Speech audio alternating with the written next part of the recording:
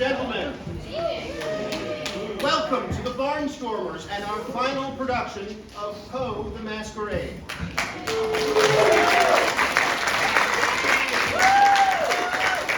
I'm your host for this evening. My name is Reyne. I am the writer and director of this show, and I hope that you enjoy it as much as we've enjoyed bringing it to you.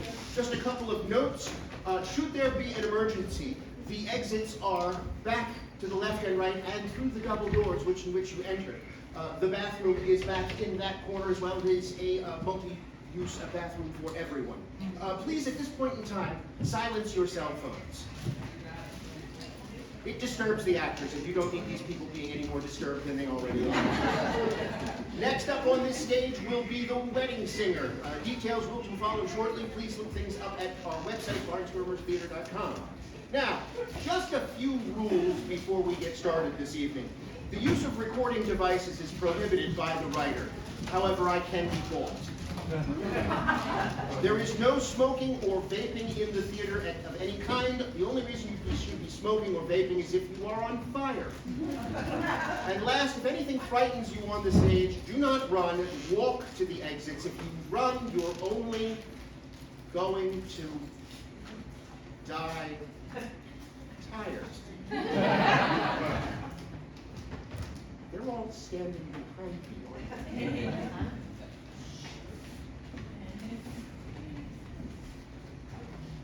Ladies and gentlemen, Poe the Masquerade.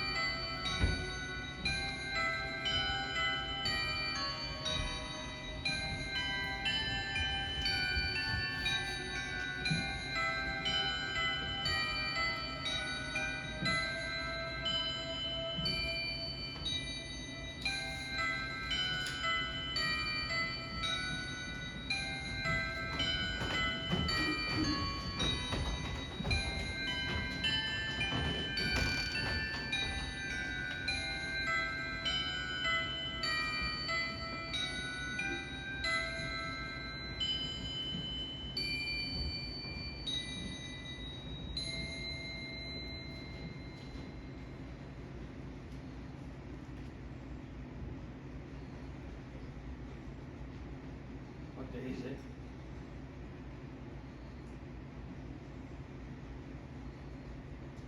What day is it?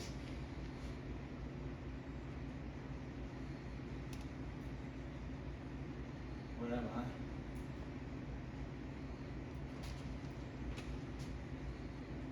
All alone home.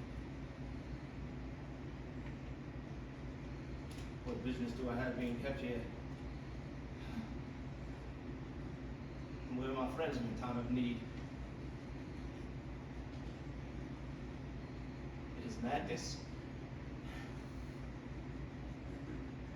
By what rights do you hold me? Sir, What day is it? you'll disturb the others. I must know the date. It's the 6th, October the 6th. Calm yourself. Calm.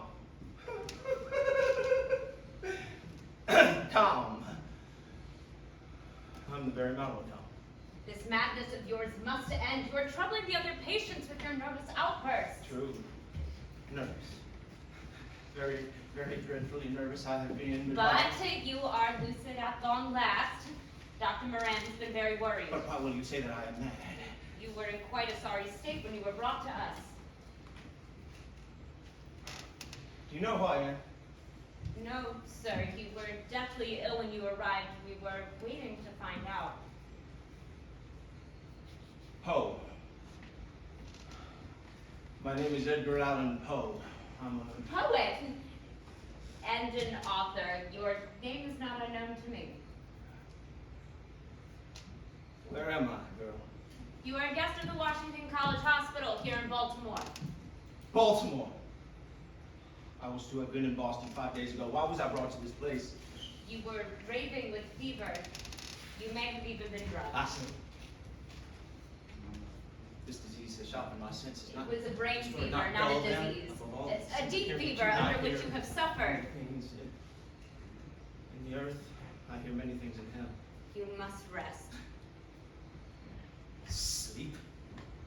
Those little slices of death, how I loathe them. Sir! How then am I mad? Not mad, only sick, sir. I've become insane with long intervals of horrible sanity. You are afflicted with sanity? Indeed. Hearken and observe how healthily, how calmly I can tell you the whole of my story. What is your name, girl? Eliza, sir. Please. Sit.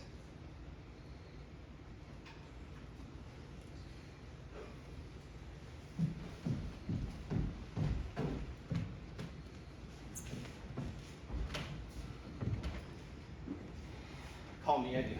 Very well, Mr. Poe, so long as you are at ease and rested.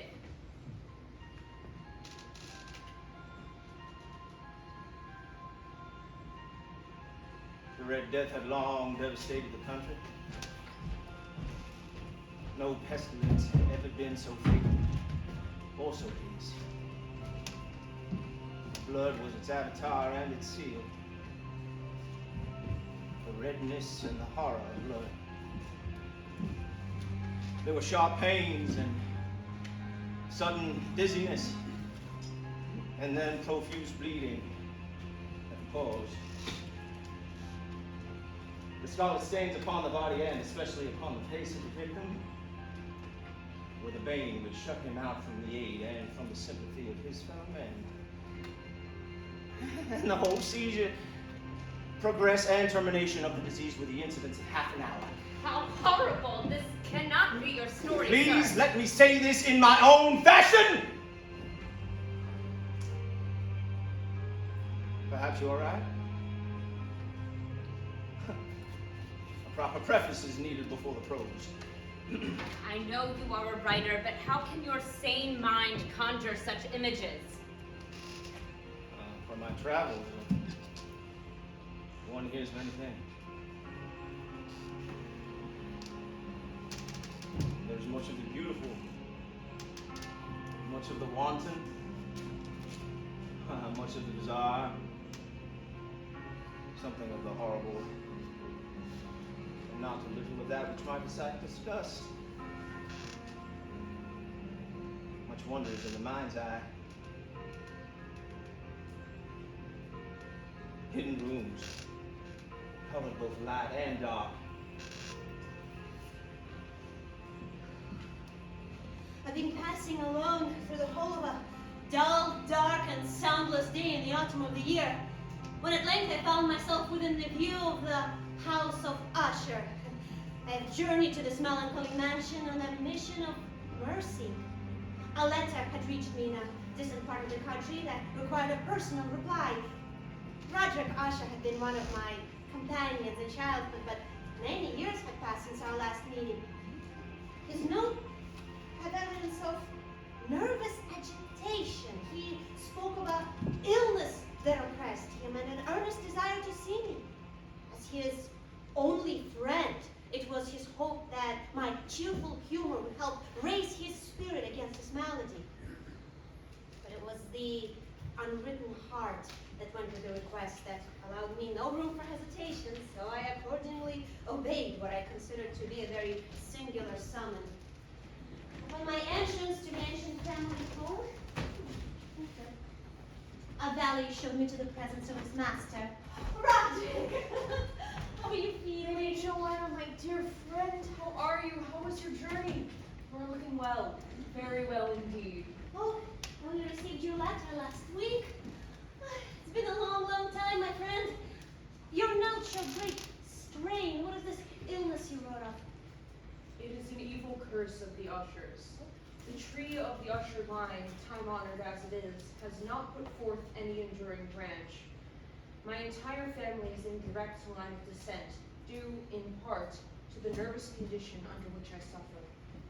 I have acuteness of the senses and am opposed to unnatural sensations. I can only bear the softest of sounds, the lightest of scents, garments of certain texture, and bear only the dimmest of lights. Yes, what of the doctor you mentioned? He does nothing. I shall perish in this deplorable folly. I dread the events of the future. They operate upon my very soul, producing an intolerable agitation. There will soon come a day when I must abandon life and reason to struggle with a grim phantasm. Fear. You're overwrought, my old friend. He is indeed overwrought. What has this to do with you? Please let me continue. This fear has its origins within this very house.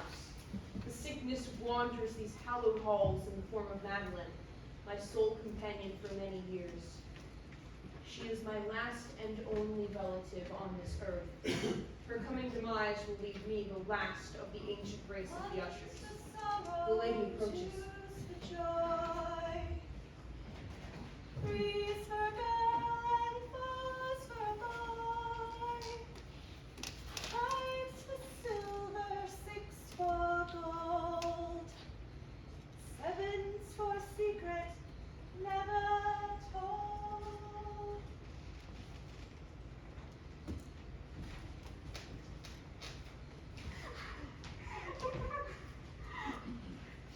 Did you not see her wasted state? How she does not see us? She is falling victim to the family curse. Catalepsy. Catalepsy? What is this malady? It is a progressive nervous attack, resulting in a catatonic state, a lifeless, living hell. This disorder, it quiets the body to such a degree That it has all the appearances of death.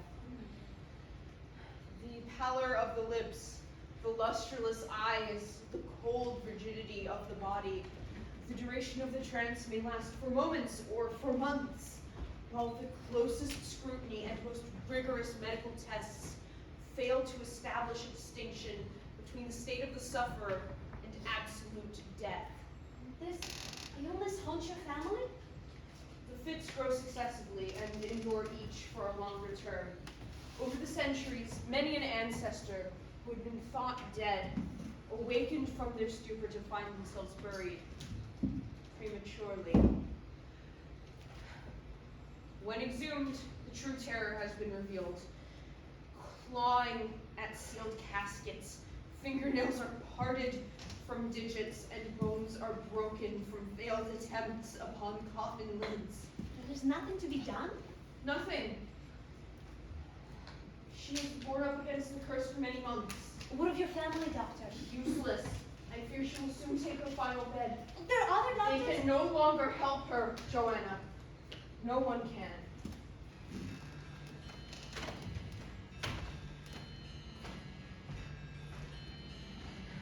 The pair spent the remainder of the evening talking. Joanna asked many things of her old friend and received answers that further questioned the sanity of her host. She could not help thinking the wild ritual of work and of its probable influence upon her friend. Roderick spoke of the solemn hours he had spent in the family library. and the suggestions arising from his study led him into a train of nervous thought and opinion. Is this the cause of your discomfort, Mr. Poe? Perhaps. Perhaps I have spent too much time lost in thought. But let me continue. This opinion in its general form was of the sentience of all things. But in his disordered fancy, the idea had assumed a more daring character and had connected it with the ancient stones of the home of his forefathers. It was Roderick's unshakable belief that he and the intelligence of the ancient mansion were connected. The long years the house stood were now a weight he bore upon his own mind. Poor man. Indeed. But I fail to follow how this is your story, Mr. Poe. Please, call me Edgar. Sir, I do not think it proper. Let us continue. And that very same evening, I fear for your sanity. You spend too much time in morbid pursuits. The house is dying, and the Lady Madeline is no more. What? How do you know? Through the very presence that is this house, I know. You cannot be serious.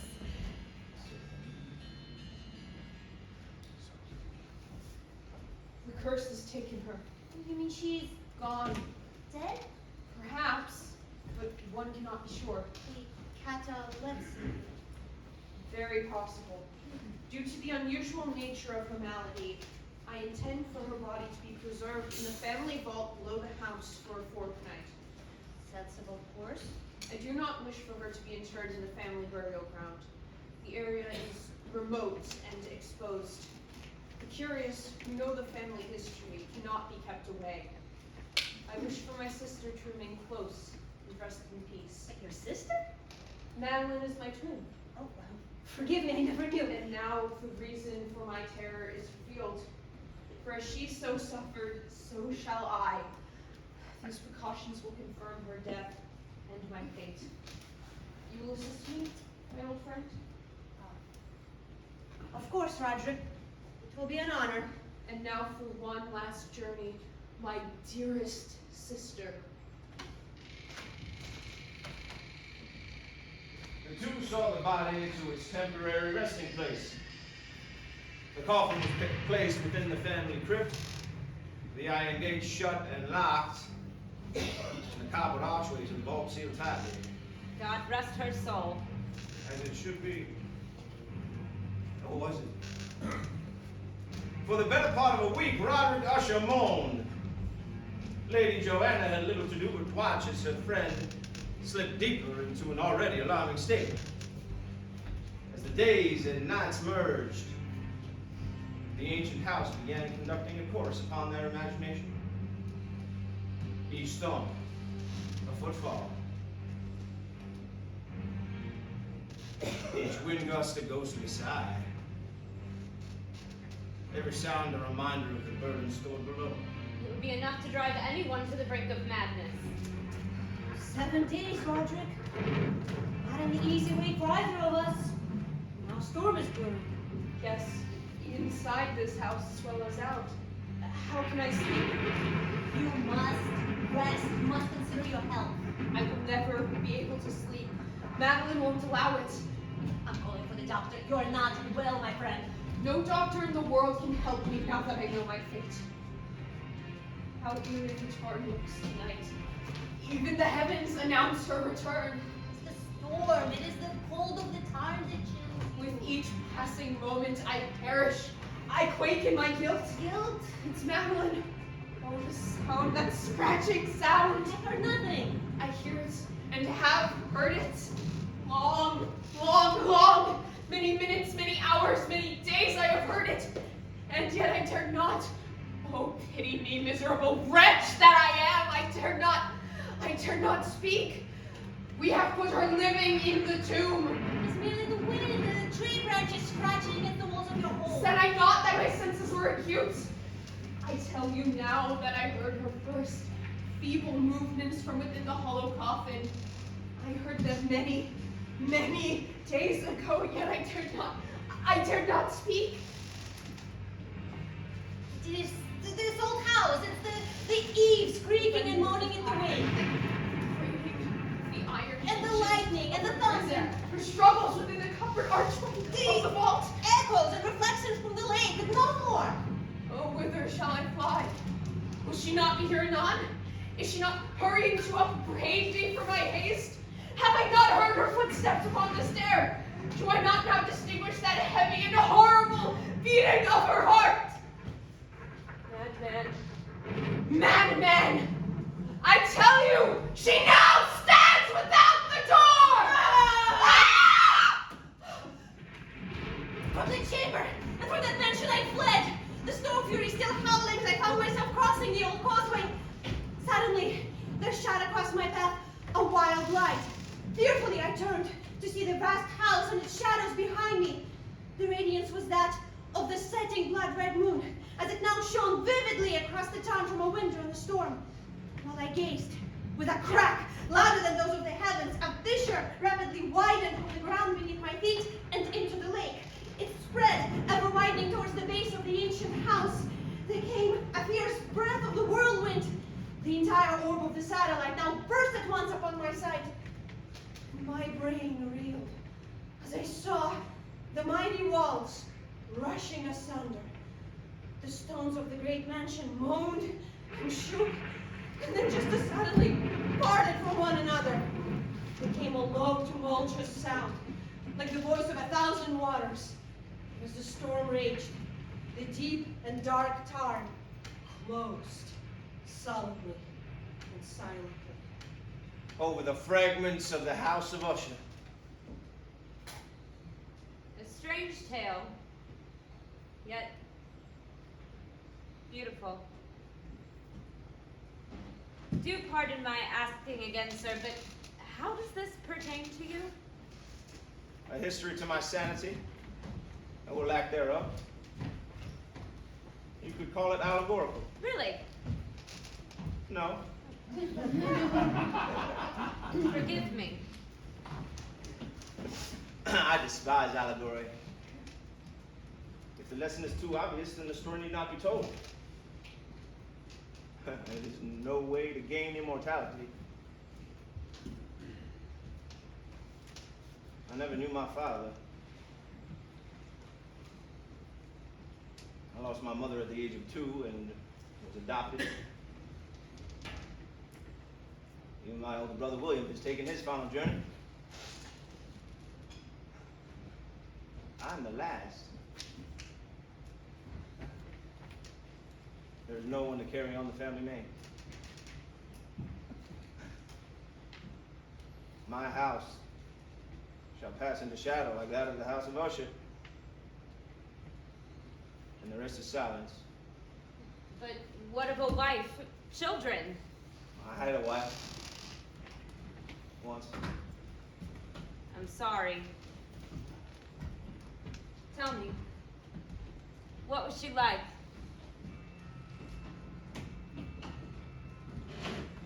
From the journal of Jean-Pierre Latreille, my father. November 16, 1822. The chateau into which my valet had ventured to make forcible entrance, rather than permit me in my wounded condition to pass the night in the open air, was one of those piles of commingled gloom and grandeur which had so long frowned upon the Apennines. To all appearances, it had been temporarily and very lately abandoned. They had established themselves in one of the smallest and least sumptuously furnished apartments. Its walls were bedecked with tapestry and hung with armorial trophies, together with an unusually great number of very spirited modern paintings in frames of rich golden arabesque. In these paintings, my delirium had caused me to take deep interest, so that I bade my valet to close the heavy shutters of the room against the night, and to light the tongues of a tall candelabrum which stood by the head of my bed. I wished all this done that I might resign myself, if not to sleep, at least alternately to the contemplation of these pictures, and the perusal of a small volume which had been found upon the pillow, and which purported to criticize and describe them. Long, long the traveler read, and devoutly devotedly gazed. Rapidly and gloriously the hours flew by and the deep midnight came. The position of the candelabrum displeased me, and outreaching my hand with difficulty, rather than disturb my slumbering valet, I placed it so as to throw its rays more fully upon the book. The rays of the numerous candles now fell within a niche of the room which had hitherto been thrown into deep shade by one of the bedposts. I thus saw in vivid light a picture all unnoticed before. It was the portrait of a young girl, just ripening into womanhood. A young girl. Was she young like me? Yes, Virginia. Young one we married, young when she died. Eliza. Pardon? My name is Eliza, sir. You just called me Virginia? Forgive me.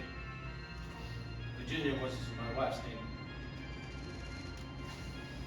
Was she pretty? More than pretty, she was a joy. All light, smiles and happiness. She was my refuge, away from the evils and ugliness of the world. Guardian angel. Do I remind you of her? In many ways, Eliza, in many ways. It is my turn to ask forgiveness, sir. I am too bold. Ask is that which makes you and her so similar. As a thing of art, nothing could be more admirable than the painting itself. But it could have been either the execution of the work nor the immortal beauty of the countenance, which had so suddenly and so vehemently moved me. It could have been that her fancy, shaken from its half slumber, had confused the head for that of a living person. I saw at once that the peculiarities of the design, of the vignetting, and of the frame prevented even its momentary entertainment of the idea. I remained for an hour perhaps, half sitting, half reclining, with my vision riveted upon the portrait. At length, I fell back within the bed. I had found the spell of the picture in an absolute lifelessness of expression, which at first startling, finally confounded, subdued, and appalled me. The cause of my deep agitation thus being shut from view, I sought eagerly the volume which discussed the paintings and their histories. Ah, here it is. She was a maiden of rarest beauty, and evil was the hour when she saw and loved and wedded the painter. He, passionate, studious, austere, and having already a bride in his art. She, all light and smiles, as frolicsome as the young fawn, loving and cherishing all things, hating only the art, which was her rival, dreading only the palette and brushes and other untoward instruments, which deprived her of the countenance of her lover. It was thus a terrible thing for this lady to hear the painter speak of his desire to betray even his young bride. But she was humble and obedient, and sat meekly for many weeks in the dark high turret chamber, where the light dripped upon the pale canvas only from overhead. The painter took glory in his work, which went on from hour to hour and from day to day. He was a passionate, wild, and moody man who became lost in reveries, so that he would not see that the light, which fell so ghastly in that torrid chamber, withered the health and spirits of his bride, who visibly pined to all but him. Yet she smiled on, uncomplainingly, because she saw that the painter took a burning pleasure in his task, and wrought day and night to depict her who so loved him, yet who grew daily more dispirited and weak. But at length, as the labor drew nearer to its conclusion, "None shall enter! No one! None till I finish!" for the painter had grown wild with the ardor of his work, and turned his eyes from canvas rarely, even to regard the countenance of his wife. And he would not see that the tints which he spread upon the canvas were taken from the cheeks of her who sat beside him. And when many weeks had passed, and but little remained to do save for one brush upon the mouth, and one tint upon the eye, And then the brush was given, and then the tint was placed. And for one moment, the painter stood entranced before the work which he had wrought. But in the next, while he yet gazed, he grew tremulous and very pallid and aghast, and crying with a loud voice, This is indeed life itself! He turned to regard his beloved.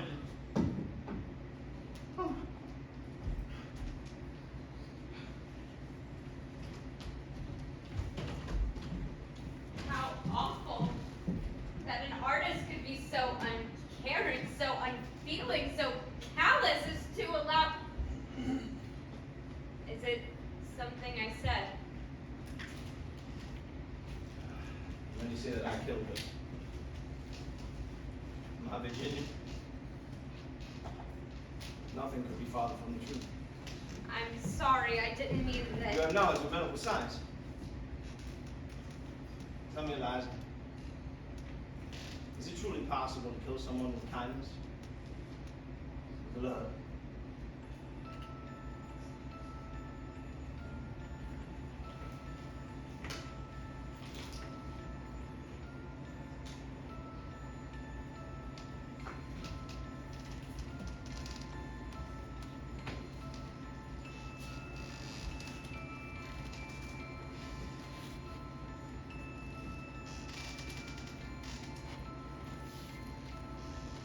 It was many and many a year ago in a kingdom by the sea that a maiden there lived whom you may know by the name of Annabel Lee.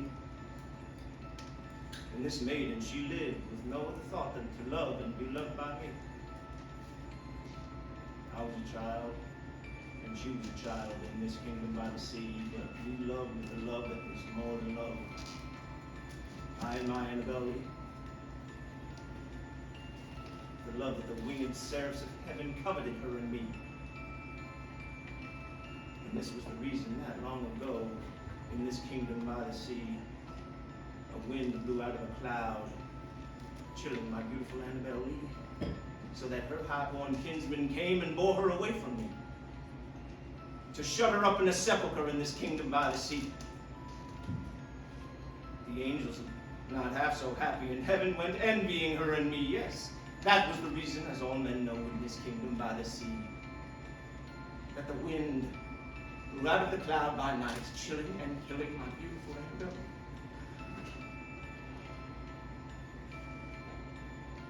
But our love was stronger by far than the love of those who were over me, of many far wiser than me.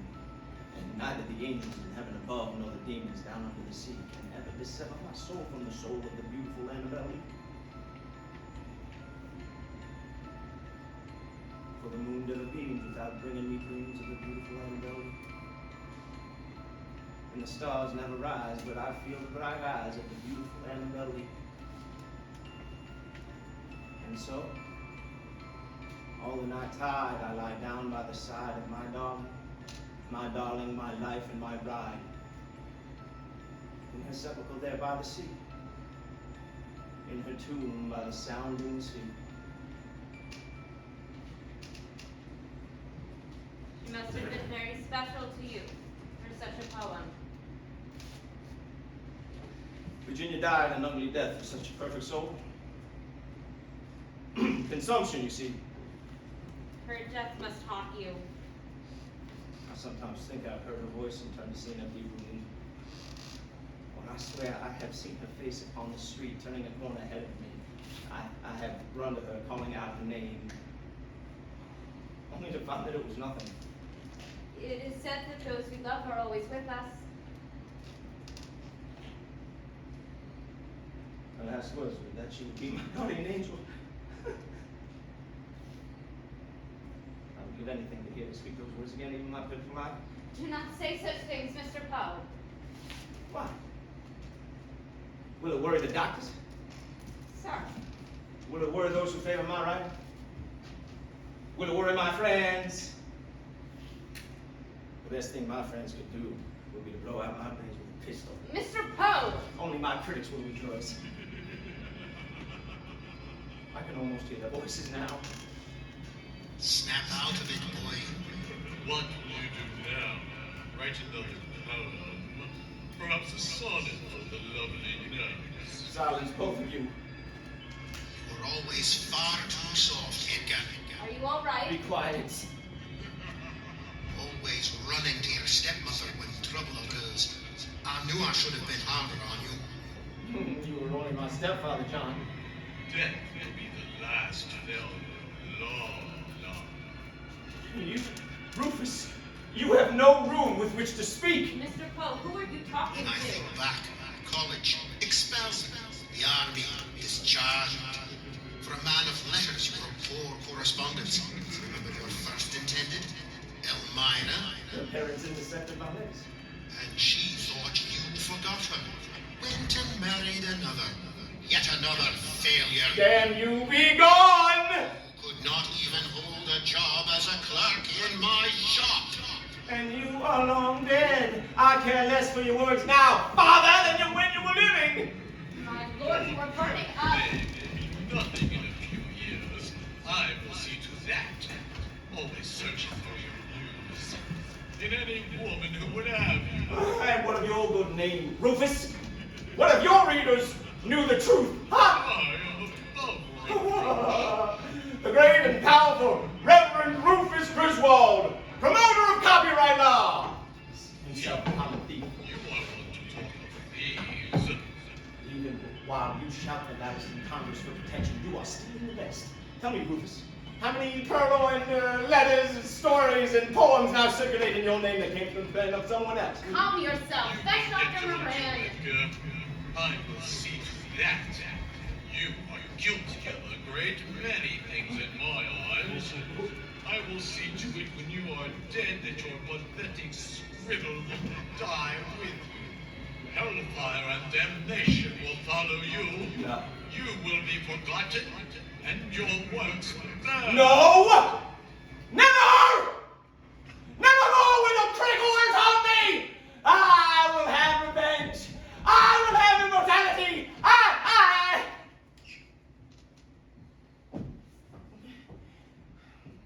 What day is it? I must get Boston! Reynolds! You must rest, sir. Please just lie down. I'll get the doctor.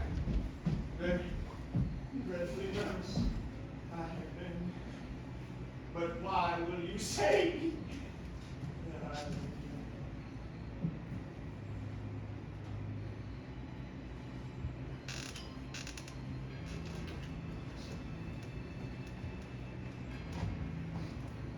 True.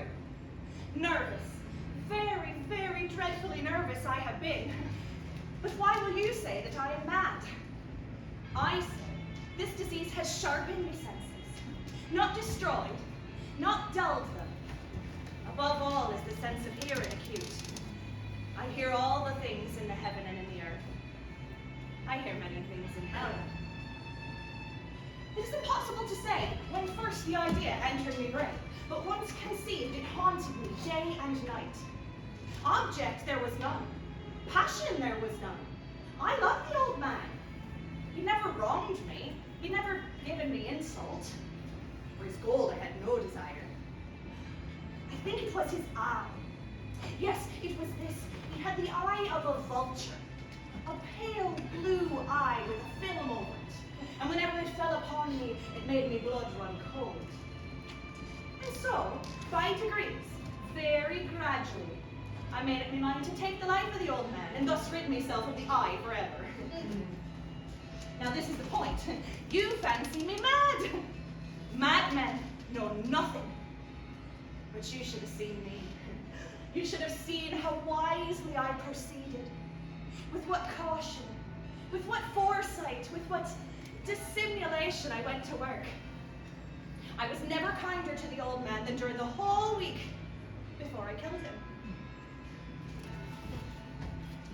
And every night, about midnight, I turned the latch of his door and opened it, oh so gently. And when I made an opening sufficient for my head, I put in a dark lantern, all closed so that no light shone out. And then I thrust in my head. You would have laughed to see how cunningly I thrust it in. I moved it slowly, very, very slowly, so that I might not disturb the sleep of the old man. It took me an hour to place me whole head within the opening. And then I undid the lantern cautiously, oh so cautiously, that a single thin ray fell upon the vulture eye. And this I did for 7 long nights, every night, just at midnight. But I found the eye was always closed, so that it was impossible to do the work, for it was not the old man who vexed me, but his evil eye. So, every morning as the day broke, I went boldly into the chamber. Good morning to you, old friend. Good morning, my dear. And how did you pass the night? Very well. Very well indeed. And so you see, he would have been a very profound old man indeed to suspect that every night, just at 12, I looked in upon him while he slept. Upon the 8th night, I was more than usually cautious in opening the door. A watch's minute hand moves more quickly than did mine. Never before that night had I felt the extent of my own powers. I could scarcely contain my feelings of triumph. And perhaps he hurt me, for he moved suddenly on the bed as if startled. Now, you may think that I drew back, but no. His room was as black as pitch, and I knew he could not see the opening of the door. And I kept pushing it on, steadily, steadily. I had my head in, and I was about to open the lantern when my thumb slipped upon the tin fastening, and the old man sprang up in the bed, crying out. Who's there? I kept quite still and said nothing. For a whole hour I did not move a muscle. In the meantime, I did not hear him lie down. He was still sitting up in the bed, listening, just as I have done, night after night, hearkening to the death watches in the wall. Oh, I knew it was the groan of mortal terror. It was not a groan of pain or of grief, oh no. This was the low, stifled sound that arises from the bottom of the soul when overcharged with awe. I knew the sound well. Many a night, just at midnight, while all the world slept, it had welled up from my own bosom. I knew how the old man felt. I knew he'd been lying awake ever since the first slight noise when he had turned in the bed. His fears had been ever since growing upon him. there's nothing but the wind in the chimney. He'd been trying to fancy them causeless, but could not. It is only a mouse crossing the floor. Ah, yes. He'd been trying to comfort himself with these suppositions. Or it is merely a cricket which has made a single chirp. Ah, but he had found all in vain. All in vain. I had waited a long time without hearing him lie down. I resolved to open a little crevice in the lantern. So I opened it. You cannot imagine how stealthily, until at length, a single dim ray, like the thread of a spider, shot from out the crevice and fell full upon the vulture eye. It was open, wide, wide open. I saw it with perfect distinctness.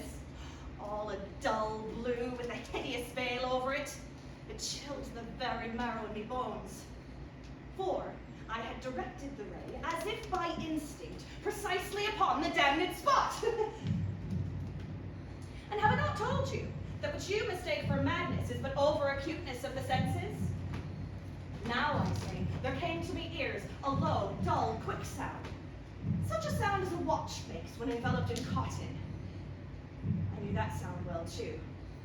It was the beating of the old man's heart. It increased me fury as the beating of a drum stimulates a soldier into courage. But even yet, I refrained and kept still. I scarcely breathed. I held the lantern motionless. Meantime, the hellish tattoo of the heart increased.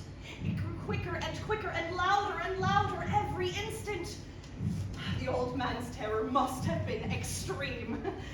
It grew louder, I say louder, every moment. Such a strange noise as this excited me into uncontrollable terror. I thought the heart must burst. And now, a new anxiety seized me, that the sound would be heard by a neighbor. The old man's hour had come.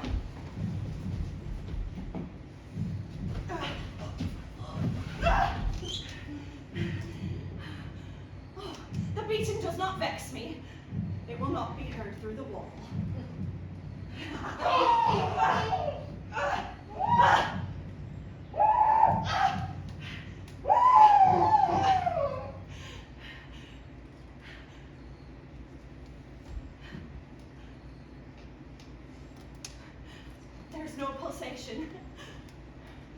The old man is dead. His eye will trouble me no more.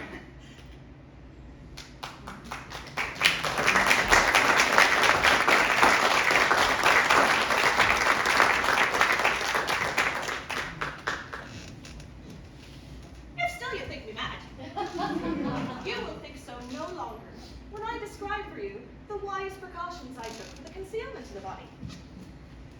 The night waned, and I worked hastily, but in silence. First of all, I dismembered the corpse. I cut off the head, and the arms, and the legs. I then took up 3 planks in the floor of the chamber. I deposited all between the scantlings. I then replaced the floorboards so cunningly, so cleverly, that no human eye, not even his, could have detected that there was anything wrong. There was nothing to wash out, no stain of any kind. I had been too wary for that. A tub had caught all.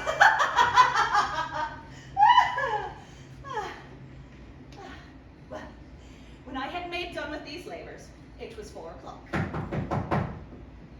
Strange to have a caller at this hour. But what have I to fear? Good early morning to you, gentlemen. Sorry to disturb you, ma'am. We are here on police business. Police business? At this hour? A scream was heard during the night by a neighbor. A suspicion of foul play has been aroused. You will pardon the intrusion, but we have been charged to search the premises. Welcome, gentlemen. It was really nothing. The shriek was me on in a dream. Do you have a boarder? Yes, but he is absent, visiting family in the country. But please, do not let me keep you from your duty. Here is his room, in order, secure, and undisturbed. Search. Search well. Thank you for your cooperation. This will not take long.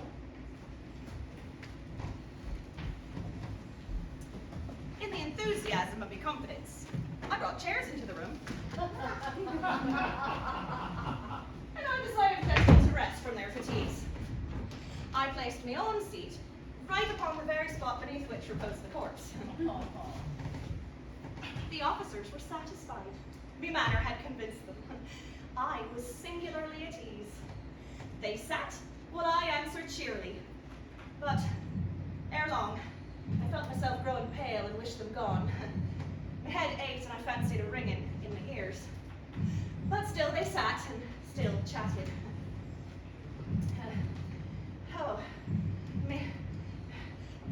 The ringing, it became more distinct. Then it continued, you see, and became more distinct. Until at length, I realized that the sound was not within my ears. Do you hear that? I hear nothing. Are you all right, Mum? No doubt I now grew very pale, but I talked more fluently and in a heightened voice. But the sound increased, and what could I do? It was a low, dull, quick sound, much such a sound as a watch makes when enveloped in cotton. I gasped for breath, and yet the officers heard it not. I talked more quickly, more vehemently, but the noise steadily increased.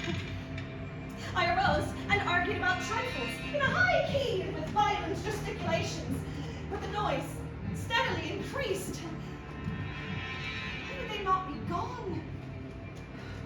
I paced the floor to and fro with heavy strides, as if excited to fury by the observations of the men. But still, the noise steadily increased. Oh God! What can I do?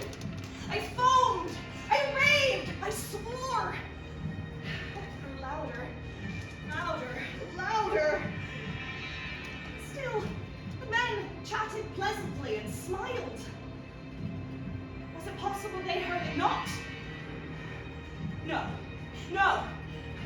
Almighty God, no. They heard. They suspected. They knew. They were making a mockery of me horror. Oh, but any better than this agony. Anything was more tolerable than this derision. I could bear their hypocritical smiles no longer. I felt that I must scream or die.